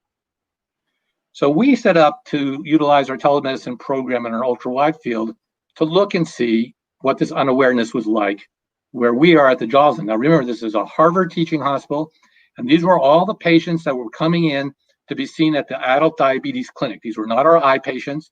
They were coming in only to be seen at the diabetes clinic. And we looked at 18,341 patients and asked them a few questions. They came in for the regular diabetology exam, and we asked them a few questions. When was your last eye exam? Who did your last eye exam? Did you have your eyes dilated? When is your next scheduled eye exam? And are you aware that you have any diabetic eye complications at all?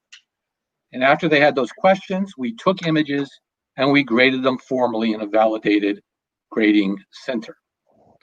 And this is the data for the unawareness of the retinopathy by diabetic retinopathy severity. On the vertical axis, the percentage of the cohort. Now, in no or mild DR, most of the patients were unaware. You might expect that, although it's too bad that over 90% of the patients with mild DR don't even know they have disease, but clinically probably not as important. The last column is vision-threatening diabetic retinopathy. So this is vision-threatening diabetic retinopathy, and in those that had vision diabetic retinopathy at that day, more than half, 58%, were not aware that they had any diabetic eye disease. So that's just awareness for retinopathy. What about by type of providers? So maybe these patients didn't have any eye care provider, and that's why they were unaware. So we looked only at the patients that had eye care providers. Optometrists shown here, still 68% unaware. Non-retinal ophthalmologists, still 62% unaware. And the best group we could find, those that were actually seeing a retina specialist, even though they were still seeing a retina specialist, 42% of the patients were unaware that they had any eye disease, even though they had vision-threatening diabetic retinopathy at the time we asked them. If you look for timeliness of follow-up, it is pretty much the same. Again, the best grouping, the retinal specialist, but still with 35% of those patients not scheduled for an appropriately timely follow-up visit based on their severity of retinopathy on that day. Furthermore, these data covered a 7-year period, and over that 7-year period, there was no increase in improvement in the timeliness of follow-up. We're still doing just as badly as we were doing 7 years ago. So to summarize awareness data, 91% of patients with mild DR and 58% of those with vision-threatening DR are unaware of the presence of any diabetic retinopathy. 66% of patients with vision-threatening disease reported follow-up exam interval longer than recommended. And even after following up with a retinal specialist, 42% with vision-threatening retinopathy remained unaware, and 35% with vision-threatening retinopathy did not report timely follow-up. So these findings demonstrate a large discrepancy between actual retinal disease state and patient-reported awareness and follow-up.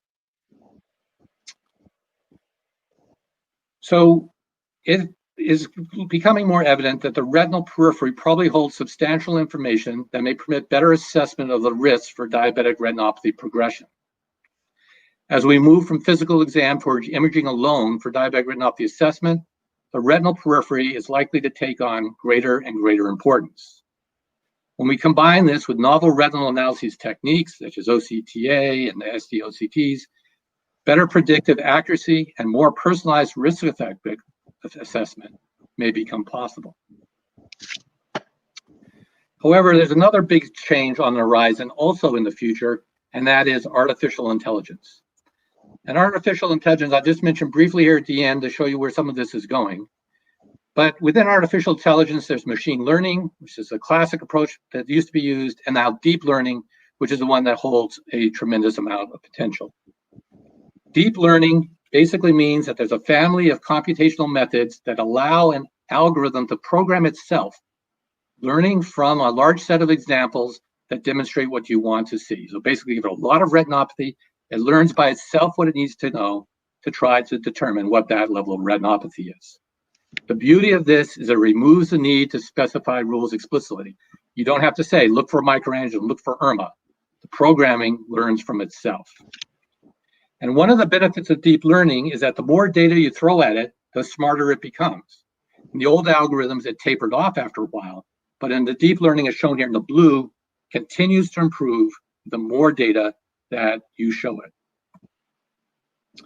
To show you how good that's gotten now, today's largest neural networks, which are about 10 layers deep, have about 1 billion parameters.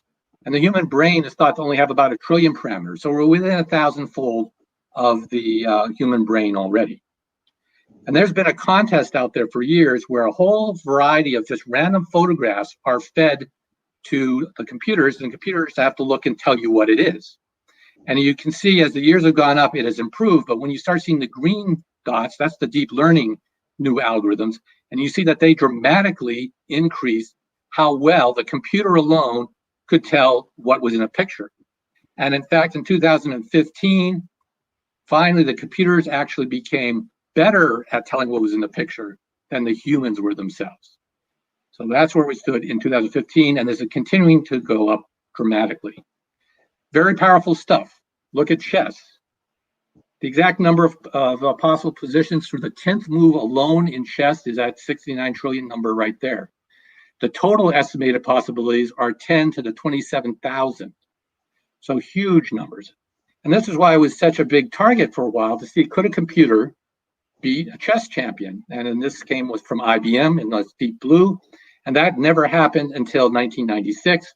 The first time ever that a computer beat a world chess champion. But what some people forget is Deep Blue only won once. It lost 3 times, it was 2 ties. So basically Deep Blue got trounced, although it did win 1. So IBM went back, heavily upgraded the system. played Kasparov again in 1997, and this time Deep Blue won 2. It lost one and had 3 ties, but technically that's a win. So at this point, Deep Blue had actually beaten a chess champion, and then IBM did what any winner would do then. They retired the program and put the computer that you see there on display. But then Google decided they wanted to do one better. And so the game Go, many of you may be familiar with, mostly an Asian originating game Go, has 300 times more plays than chess does. And it was originally considered the machine that could not ever be programmed. To do this, Google developed their own machine with 1,920 CPUs and 280 GPUs. And they played the 18-time world champion, highest level, 9th Dan Go player. They played in March of 2016 in South Korea, and the computer won 4 times and lost once. It did so well that the authority actually awarded the computer itself a 9th Dan rank, the highest rank that there is. And to be sure, Google went back and found the error on move 38 and has since fixed that error in the programming. And so Lee Sedol wouldn't have even won that one game at this point in time. Things continue to get better over the ensuing last years. And so here's Lee Sedol playing the more advanced Go algorithms. You can see things aren't really going all that well for him. And here you can see 3 losses in a row to the computer. And the computer this time was done by utilizing an approach where the computer played itself. And so what was set up is the computer always played itself and learned from itself. And it simply played itself for 40 days. There was no historical data put in. There was no human intervention. The computer played itself for 40 days and becomes significantly better than the best Go player. It is now the best Go player in the world. And it did this without any human intervention once it set the algorithm going. This is not all wonderful. One has to check all the data and what's going on. A classic example is when they went to program an algorithm to tell wolves from huskies. There's a husky, there's a wolf. Should be easy to do. But when they did it, it actually had terrible outcomes. The outcomes on the test versions were good. When they went out in the world, it was terrible. And when they went to look and see why is it misclassifying this husky as a wolf, it turns out that all the algorithm did was learn that wolves are more commonly shown on snow and huskies are not shown on snow. And so it learned where there's snow, and then that's how it determined what a husky was. So when you expanded it, not worthwhile. The military did the same thing with tanks. They had put tanks in a forest. They got a big AI program, and they took a bunch of pictures of forests with the tanks and without the tanks. And in the testing, the programs were awesome at figuring out where the tanks were in the trees. But when they started to use it, it was terrible. And they went back and found out that all the tanks in the trees had been photographed on sunny days, and all the tanks when there weren't tanks were done on cloudy days, and all the algorithm had learned is whether it was a cloudy day or a sunny day. Same thing happened with text jobs. This is interesting. Amazon used AI to start hiring. You may have heard about this. And instantly, the program started discriminating against women. And the reason for that was the program had been programmed with very successful applicants from the past. But as everybody knows, men were much more common in high-level positions than women in the past. And so the algorithm learned how to tell if you were a man or a woman, and then gave you an edge if you were a man. So again, one has to be careful in how one uses it, but it can be very strong. Already, eye-funded photos are being used to predict cardiovascular risks by the deep learning techniques with 70 to 80% accuracy. The more recent studies here from 2017 looking at deep learning in diabetic retinopathy now have specificities over 90% and sensitivities over 90 to near 100% when looking at vision-threatening diabetic retinopathy, and also is learning and doing well with AMD and glaucoma. As you know, there have been some recent milestones at FDA where the first AIDR detection algorithm was permitted. But that permitted was just simply whether or not it was negative for more than mild disease for a rescreen of 12 months. And it had some issues with it, and its sensitivity and specificity were in the 80 to 90% range. So where are we going this? Well, right now, AI in DR is mostly being used for focusing on diabetic retinopathy severity grading, so that we can grade the millions of images we need to grade without having to do all the training and without the errors inherent in personal training. However, that focus is shifting quite dramatically now to try to get information from single data endpoints, from combination of data types, and particularly from progressive data endpoints, where we're looking at over time may inform us of what's going to happen in the future. If this potential is realized, it may make obsolete such things as primary human retinal grading, current grading systems that we have, some of the imaging modalities we have, and current methods of determining ophthalmic follow-up. So what's the future of AI? Well, I'll end with that. I don't really know. The future obviously could be good. It could be bad. I'm sure there's good AI and there's bad AI.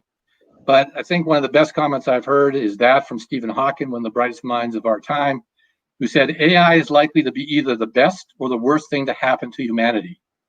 When it comes to the eye and ultra-wide field imaging, I certainly hope is one of the better things to happen to humanity. But those things we're certainly going to find out in the not too distant future. And with that, I'd like to thank everybody for the time and opportunity to present this to you today. Thank you. Thank you. Very nice presentation, actually. Thank you very much, Professor Aiello. Thank you. So I guess the question that's on everybody's mind before we wrap up, is AI here to replace the ophthalmologist? So let's just hear from the panel. Dr. Schlottmann, what do you think? Is AI going to replace the regular ophthalmologist? Well, AI, it appears to be very good with answers, and I think the ophthalmologists that will survive are those that have the good questions.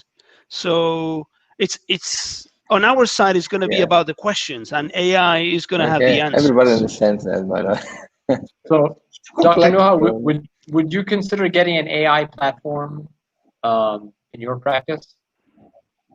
Absolutely, absolutely, absolutely.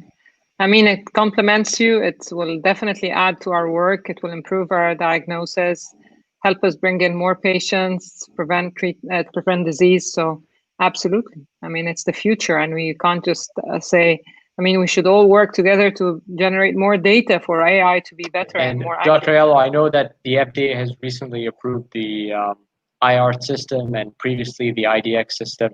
Do you think AI is ready for prime time in the US? Well, I think it goes back to what Patricio originally said. You know, what is the question and what answer are you getting?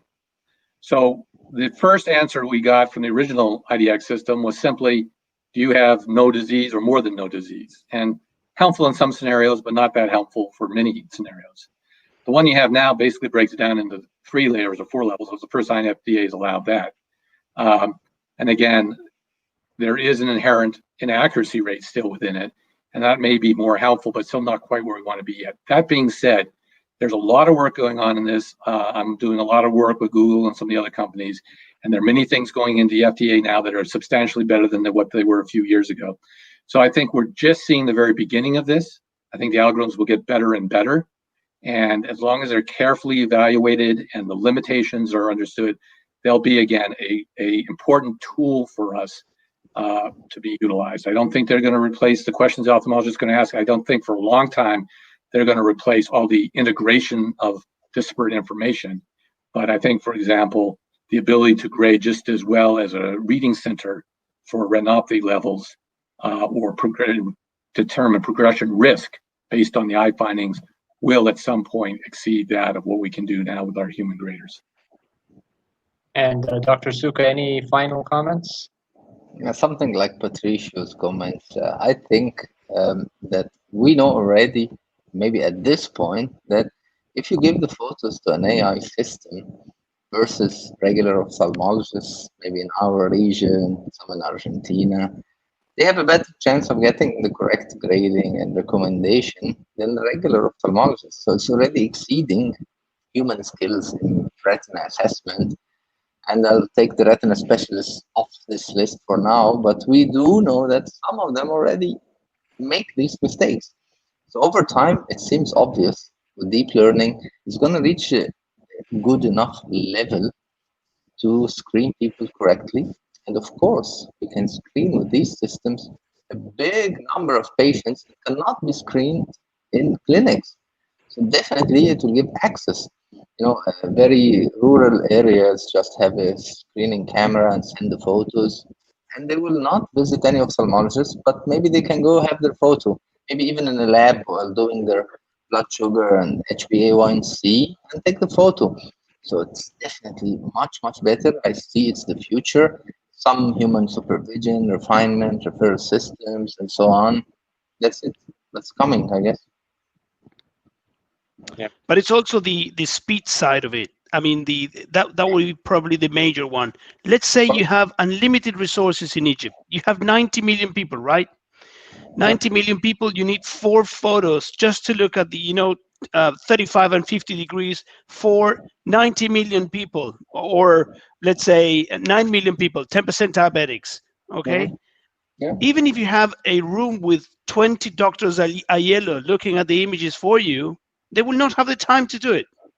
Yeah. So it's not a matter only of training, it's a matter of handling the amount of information. And also the majority of these 36 million images that you will generate, highly likely the majority will have no pathology whatsoever. Mm-hmm. Yeah. It's also not just that. It's also that we don't have enough ophthalmologists around the world to treat. I mean, to look at those millions and millions of diabetics that we have worldwide. I mean, if you look at the number of diabetics versus the number of ophthalmologists, it's a ridiculous number, and nobody can manage that. And also with the number of images that those diabetics would generate. So the only solution would be AI. The only solution would be machine learning and data. So there's no way out of it if we really want to prevent blindness from diabetes. Yeah, and for ophthalmologists, looking for work instead of staying at home, if you screen 90 million people in Egypt, you'll get at least 10 million people who need something to be done for their eyes. And this is much more than this number of people that need something to be done right now. So actually, instead of staying at your clinic, looking at normal retina that have nothing, you'll be having only patients that might need an intervention or an injection. Actually, you're gonna prosper more and profit more and work better in your specialty. Instead of screening nobody's having nothing all the way, half your clinic maybe. So it's gonna be better for everybody, even the youngest ophthalmologists or the most inexperienced, in my opinion. We've been involved in telescreening in various ways for nearly 40 years now, over at the Joslin, starting with my dad. And the one thing that we found universally true that actually was a huge problem at the beginning is that as you speed things up, and that was even speeding it up that way, let alone what will happen when you get to deep learning, it identified so much new pathology that the programs oftentimes couldn't handle that. And we don't start any program anywhere in the world now unless we have a big conduit to handle the amount that's captured, because although many don't require a lot get done, it picks up those many that are still there that do. And we actually had programs during a period of times that the program had to shut down because there was so much referral pathology that the systems around couldn't handle it. And so anybody who thinks this is going to cut down their work just doesn't understand. This is going to give you far more things to do on more pertinent patients than you ever had before. Yeah, definitely. So great final comments. Yeah, I guess Mohamed can wrap it up because it's 2-hour mark. Kind of. No, I a very engaging conversation. I think the topic of AI is just beginning, and very happy to have Dr. Aiello discuss it here today. I'm also very happy to have Dr. Schlottmann and Dr. Noha Khater with us today. It was a very engaging and very interesting conversation. I personally benefited a lot. There's a lot that I learned, and there's a lot that the conversations helped understand. And I think it also sort of bridged, the understanding about diabetic retinopathy, both in the U.S. and in countries like Egypt and Argentina, where different practices might exist. I would like to thank everybody for joining us today for the webinar, and I bid you farewell. Thank you. Thank you. Thank you. Thanks. Thank you all very much. Yeah. Thank you, Dr. Bye. Souka, Dr. Masri. Pleasure, Dr. Aiello and Dr. Schlottmann. Thank you. Thank you for My hosting pleasure us. to Thank you. be Thank with you, you all. Dr. Noha. See you on another one. Thank you. Yes, definitely. Soon enough. Thank you. Take care. Bye-bye. Bye. Bye.